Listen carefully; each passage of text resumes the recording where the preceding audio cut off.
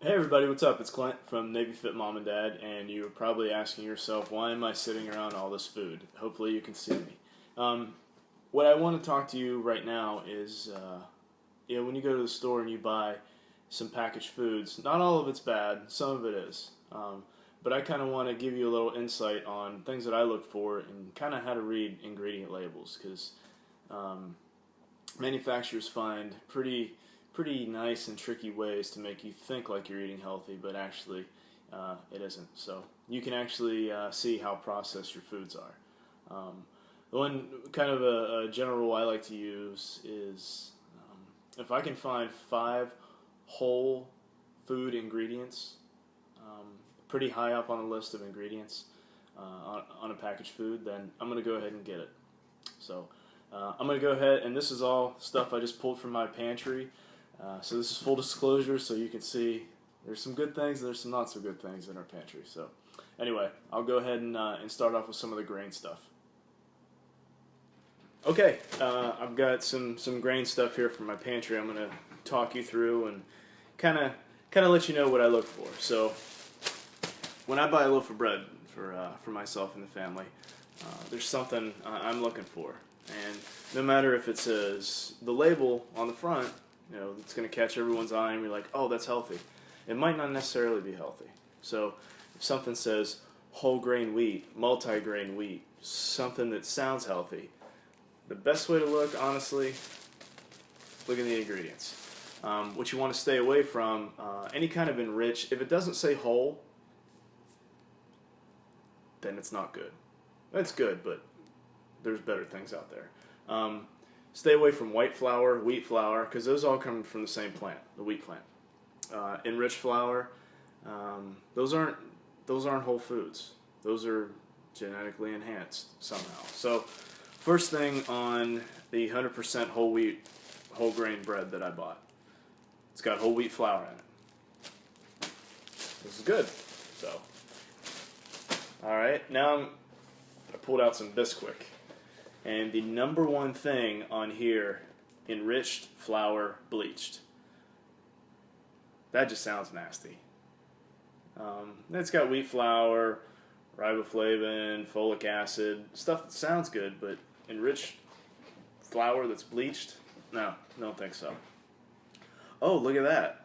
It's got partially hydrogenated soybean oil. That doesn't sound too good. You always want to stay away from hydrogenated stuff because that stuff's produced at very high temperatures, and it's used as a catalyst in chemical plants, and it depletes the natural properties of the food. So peanut butter's got it. There's a whole bunch of foods out there. So actually, I'm putting this over here. That one's going in the trash. Got some all-purpose enriched flour. Same thing I just talked about, basically. Let's see. Enriched bleached white flour. It's pretty much the same thing as that.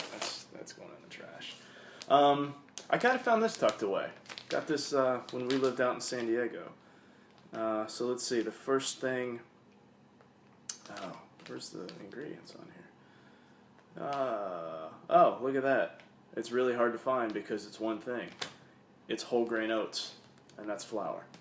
That's going to stay in the pantry. This is whole grain rotini pasta. Excellent source of fiber. Alright, let's see what we got here. Sounds healthy, right? Alright, I lucked out. First thing here, whole grain wheat flour. Oat fiber. Good. Got these, I think we got these at Trader Joe's. Reese really likes them. So what's the first thing on here? They look pretty healthy. Annie's homegrown. Annie's homegrown cheddar bunnies. I wonder if Annie actually grows these in her garden, in her backyard. I doubt it. First thing, organic wheat flour.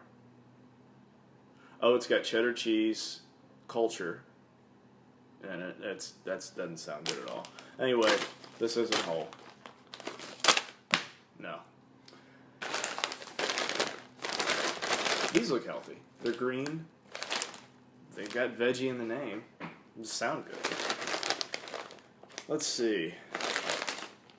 13 natural vitamins and minerals, 5 grams of fat per serving. And I'll talk to you how people get around saying fat-free and non-fat here in a little bit. Let's see. First thing, potato starch. Not potatoes. Potato starch. Dehydrated potato. Rice flour, sea salt. Oh, hey, look at this. All the healthy stuff.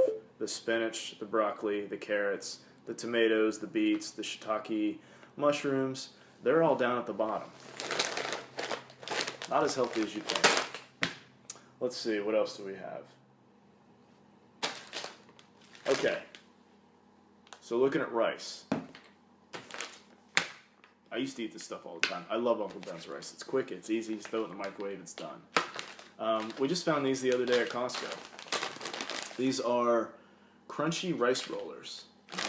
What we like to do, make our own almond butter and peanut butter, and we take these little roller things and we roll it in peanut butter. Kids love them. Let's see, what's in this thing? White rice, natural cane juice, rice syrup. That's it. White rice. Nope. If it's not any kind of color rice, like brown rice, yellow rice, you want to stay away from that because that's basically enriched white rice. Same thing as enriched white flour. So looking at this one, I already know what's in this because I looked at it earlier. Water, parboiled long grain rice, canola oil, tapioca starch, buttermilk powder, corn syrup, solids, whatever that might be, cultured milk and cultured cheese, turmeric for color, gelatin that's pork in parentheses, yeah, nasty. And then this one doesn't have a label. You know why? Because I bought it in bulk. And this is how we buy our brown rice. We buy it in bulk. There's no labels you got to worry about because single ingredient. It's brown rice. Maybe you can put a label on it if you want. But anyway, those are some of the grain stuff I wanted to go to. And next, I'm going to talk to you about some sugary stuff. Okay, I'm going to talk to you a little bit about sugar and little kind of cool little ways they try to hide sugar. When I was at the store, I went to the store earlier today just to go get some groceries. I wanted to get some, I forgot we had maple syrup, but I was going to get some. And the first thing that caught my eye, one of the brands out there called Log Cabin. I was like, sweet. Big letters. You can see it if you go to your store. No high fructose corn syrup. Sweet. So what did I do? I was like, this is perfect. So I turned it around, and I read the ingredients on the back. And what was the first ingredient I saw?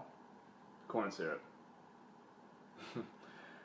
It had 3 ingredients and some other flavoring stuff and some other kind of crap. But the big 3 ingredients were corn syrup, water, and sugar. I could have made my own log cabin at home. I just dump a bunch of sugar in some water and boil it on the stove. And I'm sure those artificial flavors are just to add the brown color to it. So don't be fooled by that. The syrup that we have, Maple Grove Farms, the ones that we get, and the syrup that we always get. I felt kind of stupid for a little bit when I was reading the nutrition facts. Everything's good, 100% pure maple syrup, and I'm just looking at it and I'm like, where's the ingredients in it? I don't see it because I'm so used to seeing so many processed foods that have ingredients. There's no ingredients. It's 100% pure maple syrup, so that's pretty easy. Some of the things For sugar, it's anything. Some of the big words I use, like fructose. Name, pick your poison. Some of those I can't even pronounce. But a good rule of thumb, if that weird scientific word ends in OSE, some kind of ose, just stay away from it. Glucose, sucrose, anything like that. That's just the way that they're hiding it. So if you see something like I did today that says no high fructose corn syrup, nice. Not so much. It's got corn syrup and sugar in it. So anyway, that was my little take on how to read nutrition labels. I'm not a nutritionist. This is just some tools that I like to use. My wife likes to use it, and kind of gives us a little peace of mind when we're buying those processed foods. Anyway, I hope you enjoyed this video, found it somewhat informative, and we'll talk to you later. Thanks.